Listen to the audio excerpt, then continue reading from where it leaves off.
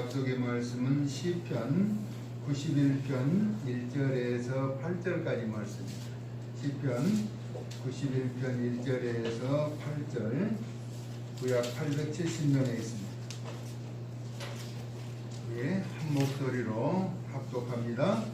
지존자의 은밀한 곳에 거주하며 전능자의 그늘 아래 사는 자여, 나는 여호와를 향하여 말하기를 그는 나의 피난처요 나의 요새요 내가 의뢰하는 하나님이라 하리니, 이는 그가 너를 새 사냥꾼의 올무에서와 심한 전염병에서 건지실 것이미로다. 그가 너를 그의 깃으로 덮으시리니 네가 그의 날개 아래에 피하리로다. 그의 진실함은 방패와 손방패가 대신하니, 너는 밤에 찾아오는 공포와 낮에 날아드는 화살과 어두울 때 퍼지는 전염병과 밝을 때 닥쳐오는 재앙을 두려워하지 아니하리로다. 천명이 내 왼쪽에서 만명이 내 오른쪽에서 엎드러지나 이 재앙이 내게 가까이 하지 못하리로다. 오직 너는 똑똑히 보리니 악인들의 포옹을 내가 보리로다. 아멘. 피난처인 주님의 날개라는 제목입니다. 어떤 중년의 남자가 다른 여인을 만나기 위해서 가슴 설레고 있었죠. 아내가 아닌 다른 여자를 만나기를 원하는 그 중년의 남자의 설레는 마음 어땠을까요? 근데 그 여인을 만나도록 그 아내가 허락해 준 것이죠. 아내가 그 여인을 만나도록 배려해 주었다는 것이죠. 그러자 그 남편은 그 아내에게 뭐라고 말했는가? 나는 당신을 사랑합니다. 그랬더니 그 아내가 뭐라고 하는가 하면은, 당신은 그 여인도 사랑하지 않느냐라고 이야기해요. 그 여인을 사랑하기 때문에 가서 만나라는 것이었죠. 보통 이제 시골에는 한 7시쯤 되면 전화가 오면은 불안해한다고 그래요. 어른들이 늦게 오면은 무슨 이상한 소식이 오지 않나라고 한다는 것이죠. 그 중년의 남자는 자신의 어머니를 만나고자 전화를 해서 그 다음날 만나게 되죠. 이제 식사의 자리로 모시고 가는데, 아버지는 몇 년 전에 돌아가셔서 혼자 홀로 계시는 어머니를 돌아볼 수 있는 이제 그 기회를 얻는 것이죠. 일상이 바쁘다 보니까 찾아뵙지를 못하고 식당에 모시고 식사하러 들어가는데, 그 어머니의 밝은 모습, 아들의 팔짱을 끼고 식당을 들어가는데 너무나 행복해 하더라는 것이죠.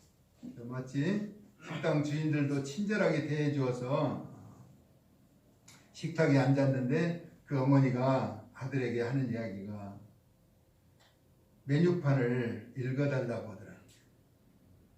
이제 눈이 침침해서 메뉴판을 잘 보지 못하는 거죠.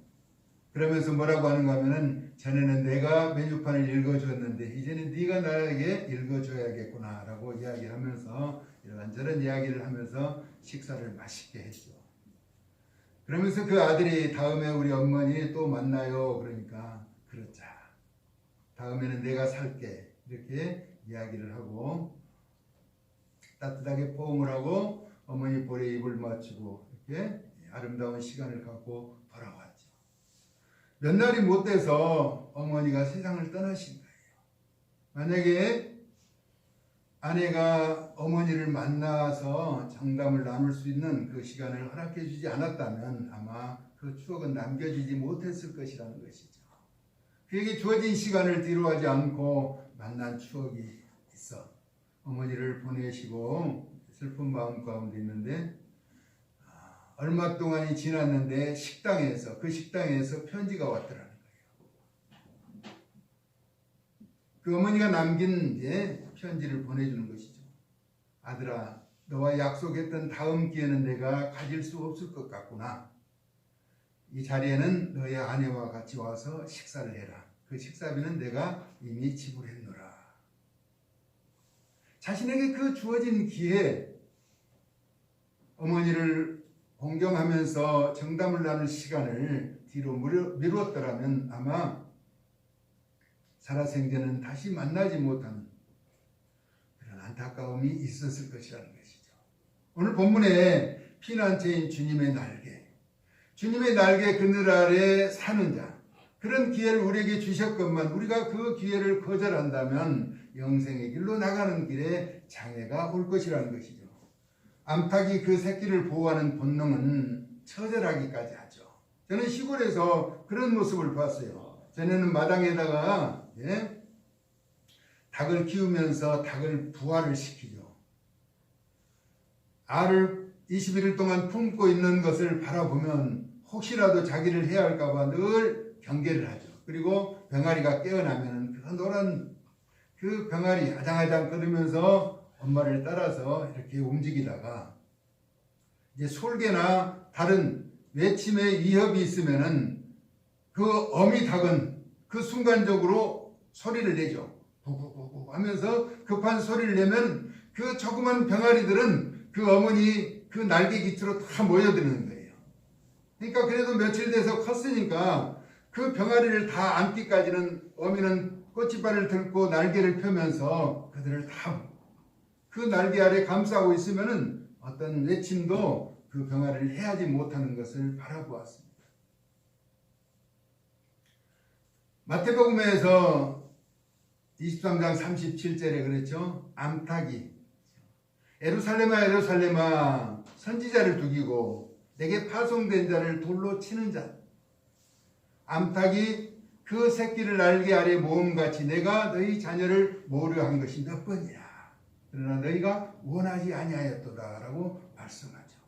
똑같은 말씀 누가복음에는 예루살렘아 예루살렘아 선지자를 죽이고 내게 파송된 자를 돌로 치는 자여 제 새끼를, 앞에 마태복음은 그 새끼인데 누가복음에는 제 새끼를 날개 아래 모음같이 똑같은 말씀을 반복하고 있는 것이죠. 우리 주님이 말씀하시는 것이죠. 예루살렘이라고 하는 언약의 백성들을 이제 의인화시켜서 말씀하는데 선지자들을 죽였다는 것입니다. 그리고 파송된 자를 돌로 치는 자들, 그들을 안으려고 보호를 요청했지만은 그들이 거절했다라고 하는 것입니다. 누가복음 13장 34절에도 같은 말씀을 하고 있죠.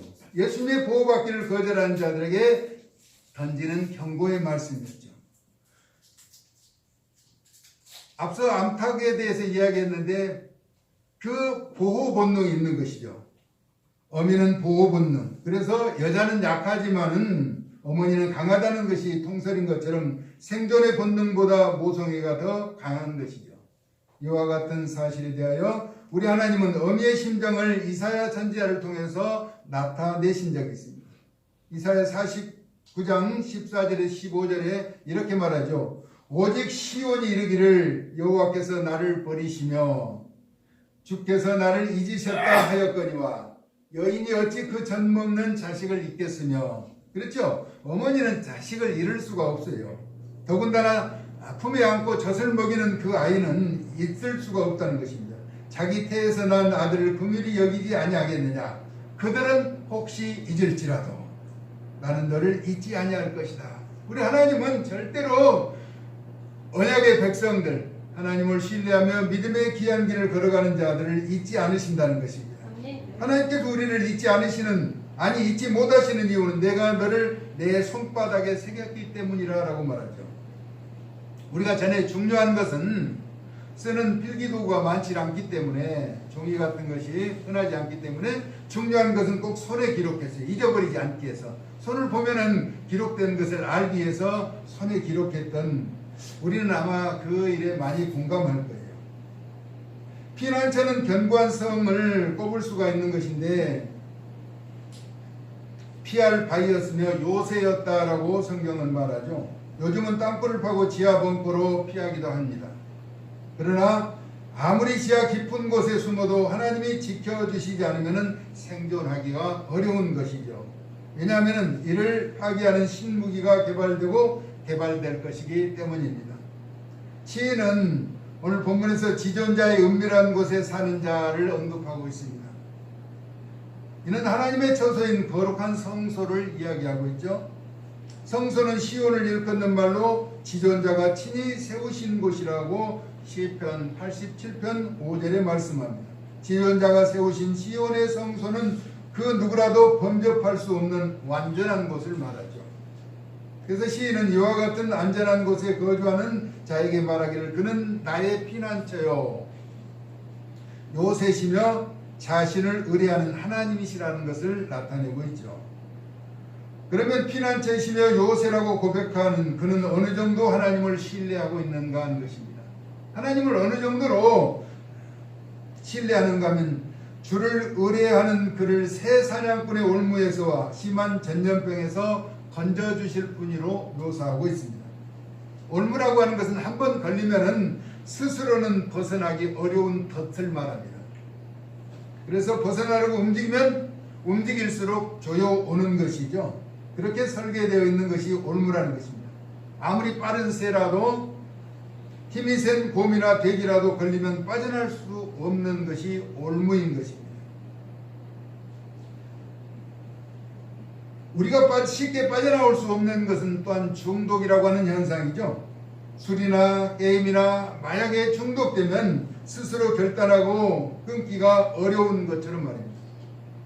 중독의 현상은 충분히 자신이 결단하면 끊을 수 있을 것이라고 막연한 생각이 자꾸만 중독의 길로 빠지게 하는 것이죠. 마음 먹으면 그것을 벗어날 수 있다. 그것이 올무가 되는 것이죠. 도박을 하는 사람은 손을 끊고도 다시 하는 것이 무서운 중독의 현상이라고 하는 것이죠. 요즘 문제 우리나라는 너무 부유한 나라가 되어서 많이 먹고 또 살을 빼기 위해서 다이어트 하는 것이 큰 열풍으로 다가옵니다. 탄수화물 식사를 하고 그것이 탄수화물 중독이 된다라고 하는 그런 표현도 사용하죠.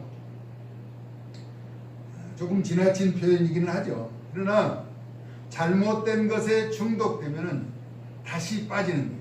그곳에 빠지는 것이 올무라고 하는 것입니다. 그래서 범죄한 사람들은 그 범죄의 그 늪에서 벗어나지 못하고 다시 재범, 삼범을 하면서 범죄자의 고리를 끊어내지 못한다는 것입니다. 계속 반복하는 것을 중독이라고 말합니다. 코로나19 사태가 지역과 국가를 초월해서 팬데믹 상황 이런 것이 우리의 현실입니다. 그런데 심한 전염병이라고 말하죠. 이러한 현실을 극복하도록 하시는 분이 우리 하나님이라고 하는 사실을 오늘 시인은 소개하고 있는 것입니다. 다시 말하면 우리 심령을 주장하시고 인도하시는 거룩하신 성령의 도움이 필요한 것을 말씀하죠. 왜냐하면 내가 할 수 없는 것을 자유롭게 주장하시고 인도하실 수 있으시기 때문인 것입니다. 본문 4절에서 그가 그의 깃으로 덮으시리니 라고 말합니다. 닭이 날개 아래에 새끼를 숨기는 것처럼 그 날개 아래에 피하게 되면 방패가 된다는 것이죠. 4절에 그가 너를 그의 깃으로 덮으시리니 내가 그의 날개 아래에 피하리로다. 그의 진실함은 방패와 손방패가 되시나니 라고 말하죠. 이는 모든 공격을 미리 막아주시고 완전하게 보호하여 주신다는 것입니다. 그 날개 아래 피하는 자에게 밤이 찾아오는 공포에서 해방되고 낮에 날아드는 화살의 공격도 막아주시며 어두울 때 퍼지는 전염병과 날이 밝아 찾아오는 재앙을 두려워하지 않을 것이라는 것입니다. 어떤 사람에게요? 그 날개 아래 피하는 자에게. 그러면서 1000명이 왼쪽에서 엎드러지고 혹은 10,000명이 오른쪽에서 엎드러져도 그 재앙이 주의 날개 아래 피하는 자에게는 가까이 할 수가 없다라고 하는 것입니다. 그러므로 피난처가 되시는 주님을 신뢰하고 찬양하고 경배하며 온전히 따르라는 것이죠. 왜냐하면 오직 영생의 길이 우리 주님에게만 있기 때문인 것입니다. 물속에 사는 물고기가 잠시 물을 떠나서 살 수는 있을지 모르지만은 우리는 주님을 떠나서는 절대로 영원히 살 수 없는 존재라고 하는 것입니다. 그러면 낙인들의 삶은 어떻게 될 것인가? 우리는 늘 그것이 궁금하기도 하죠. 시인도 그렇게 말합니다. 그러나 우리가 악인들의 보응을 곧 보게 될 것인데, 다시 말하면 악인의 형통함을 절대로 오래 가지 못한다라고 하는 것입니다. 욥기서 8장 22절에서는 너를 미워하는 자는 부끄러움을 당할 것이라 악인의 장막은 없어지리라 라고 말하고 있습니다. 시편 73편 12절에 14절 볼지어다 이들은 악인들이라도 항상 평안하고 재물은 더욱 불어나도다. 내가 내 마음을 깨끗하게 하며 내 손을 씻어 무죄하다 한 것이 실로 헛되도다. 나는 종일 재난을 당하며 아침마다 징벌을 받았도다. 악인들의 종말이 늘 궁금하였다는 것입니다. 나는 어렵게 사는데 왜 힘든 여정이 닥쳐오는가? 그 일 때문에 고통이 되었다는 것입니다. 하지만 욥기서 8장 17절에서 뭐라고 말하는가? 하나님의 성소에 들어갈 때야 그들의 종말을 내가 깨달았나이다 라고 말하고 있습니다. 의인의 결말은 보장받지만은 악인의 종말은 멸망이므로 악인의 형통함을 절대로 부러워하지 말라는 것입니다. 할렐루야. 아멘. 의로운 자는 우리 하나님께서 철저하게 지켜주신다는 것입니다. 아멘. 잠언서 24장 19절에 너는 행악자들로 말미암아 분을 품지 말며 악인의 형통함을 부러워하지 말라라고 말씀하고 있습니다. 전능하신 하나님을 끝까지 잘 믿고 승리하라는 것이죠. 아멘. 날개 아래에 피하는 자는 피난처가 되시고 요새가 되시며 방주가 되시는 구원의 하나님을 밤낮으로 믿고 또 간절한 마음으로 찾고 의지하며 계속 기도하는 심령이 되어야 한다는 것입니다. 아멘. 할렐루야. 아멘. 우리가 하나님을 안다라고 하는 것은 하나님을 믿는다는 것이죠. 아멘. 신뢰한다는 것입니다. 인정한다는 것입니다. 확신한다는 것이죠. 그렇기 때문에 우리 하나님은 믿고 찾는 자를 늘 기억하며 만나주시는 분. 찾으라 그러면 찾아낼 것이라. 구하는 자에게 허락해 주시는 하나님의 은총. 한 번도 실수하지 않으신, 변개하거나 시건치 않으신 하나님. 피난처인 주님의 날개 아래 거하게 된다면 우리는 늘 안전하게 되며 영원한 영광의 나라를 소유하게 될 것이라는 것입니다. 아멘. 우리 말씀 한 절만 이제 찾아보고 오늘 말씀을 마무리하고자 합니다. 마태복음 23장 37절에서 38절입니다. 신약성경 40페이지에 있는 말씀입니다.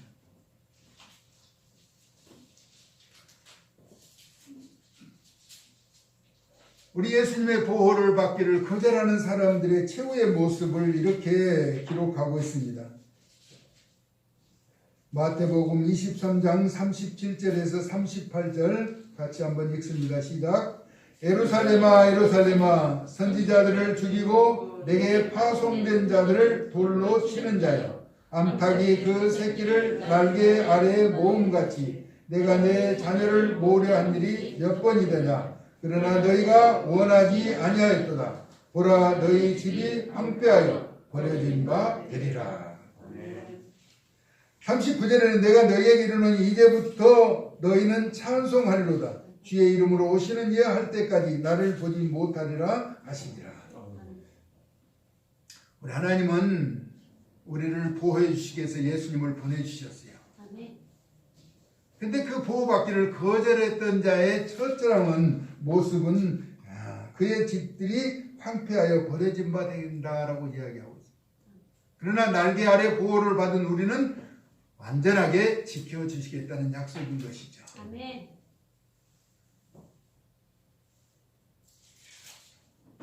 사실 우리가 어제 어떤 선교사님 오셔서 같이 이제 이야기를 하면서 식사를 하며 아버님이 목사님이셨을 때 그 동네가 농촌동이래요. 농촌동. 그러니까 시골에 농촌에서 이름도 농촌이니까 얼마나 힘들었겠어요. 청주에 있는 곳인데 근데 그 가정에서 목사님이 이제 15분 정도 나왔는데 아버님이 목사님 된 것이 너무나 자랑스럽고 고맙다는 거예요. 예수님을 믿으면서 그 자손들이 믿음을 지켜갈 수 있어서 너무나 감사한데 그 아버지가 믿음의 선진이 되어서 그 가정에서 믿음의 모델이 되면서 믿음을 지키기 시작했던 것처럼 우리 삶에 우리는 각자의 위치에서 그 가정의 믿음의 모델이 되어야 한다는 이야기를 하는 것이 늘 아주 가까이 공감되더라는 거예요. 내 부모가 믿지 않았더라도 내가 예수님을 잘 믿어서 내 자손들이 복을 받고 믿음에 굳게 설 수 있도록 하는 그런 역할을 우리가 감당해야 한다는 그런 취지의 이야기를 식사 중에 했는데, 우리 주님은 주님을 의지하는 자를 완벽하게 철저하게 자손만대로 지켜 보호해 주시더라는 것입니다. 아멘. 그래서 내가 앞서 우리 부모가 우리 형제들이 다 믿지 못했으라도 내가 그 자리에 서서 나를 통해서 예수님을 믿는 자들이 많아지는 주님의 날개 아래 피하러 들어오도록 인도하는 일에 저와 여러분이 그렇게 귀한 일에 쓰임받을 수 있기를, 그래서 하나님 나라가 멈추지 않고 계속 확장되어져 갈 수 있기를 존귀하신 예수님의 이름으로 축복합니다. 아멘. 살아서 역사하시는 아버지 하나님, 피난처가 되시며 요새가 되시고 그 날개 아래 보호를 받아 오는 모든 자를 철저하게 지켜주시겠다고 약속하신 주님을 신뢰하며 믿음의 복된 길을 걷는 충성된 종들을 기억하여 주시고 주의 영광의 나라가 힘있게 확장되어져 갈 수 있도록 은혜를 더하여 주시옵소서. 세상의 어떤 환경과 여건도 우리를 방해하지 못하고 오직 주님의 영광의 나라만 힘있게 펼쳐져가 주의 의로운 도구로 쓰임받을 수 있도록 저희들을 주장하시고 인도하여 주시기를 원하옵고, 사랑 많으신 예수님의 거룩하신 이름으로 축복하며 기도 올리옵나이다. 아멘.